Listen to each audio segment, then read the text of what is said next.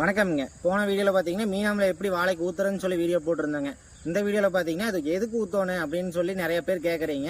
அதுக்காக தான் இந்த வீடியோவில் பதில் சொல்ல போகிறேங்க. முதல் விஷயம், மீனாமில் பார்த்தீங்கன்னா ப்ரோட்டீன் அதிகமாக இருக்குதுங்க. அதனால நைட்ரஜன் அதிகமாக இருக்கும், பொட்டாஸ் அதிகமாக இருக்குங்க. வாழைக்கு இந்த ரெண்டுமே ரொம்ப முக்கியமான தேவைங்க. அதனால் நம்ம அடிக்கடி கொடுத்துட்டு இருந்தோம்னா நல்ல வளர்ச்சி இருக்குங்க. இலையோட வளர்ச்சி பார்த்தீங்கன்னா நல்லா அகலமாகுங்க. அப்புறம் பார்த்தீங்கன்னா தடிமன் எச்சாகுங்க. தடிமன் எச்சா இருந்தாவே நோய் வர்றது கம்மியாகுங்க. இந்த அமினோ ஆசிட்ஸ்ன்னு சொல்லி இப்போ நிறைய பேர் ஹியூமிக்கு, அமினோ ஆசிட்ஸ், பல்விக் ஆசிட் இதெல்லாம் நிறைய சொல்லி கேள்விப்பட்டிருப்பீங்க.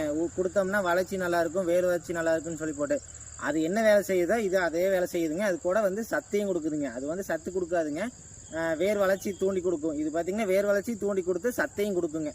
என்னாகுன்னு கேட்டிங்கன்னா, மண்ணில் பார்த்தீங்கன்னா இத்தனை வருஷமாக உரம் போட்டு பூச்சி மருந்து அடிச்சு இது எல்லாமே நுண்ணுயிருங்க, மண்புழு இது எல்லாமே செத்து போயிருக்குங்க.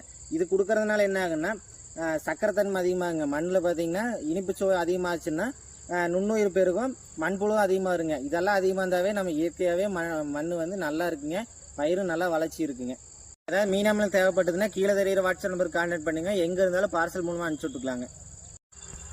வாழை சாகுபடி பண்ணுறதுல பார்த்தீங்கன்னா இடம் விடுறது கரெக்டாக விடணுங்க. ஒவ்வொரு வாழைக்கு ரகத்தை பொறுத்து இருக்குதுங்க. இப்போ ஒவ்வொரு ரகத்துக்கு பார்த்தீங்கன்னா கம்மியாக விட்டால் போதுங்க, செவ்வாழைக்கெல்லாம் அதிகமாக விடணும்.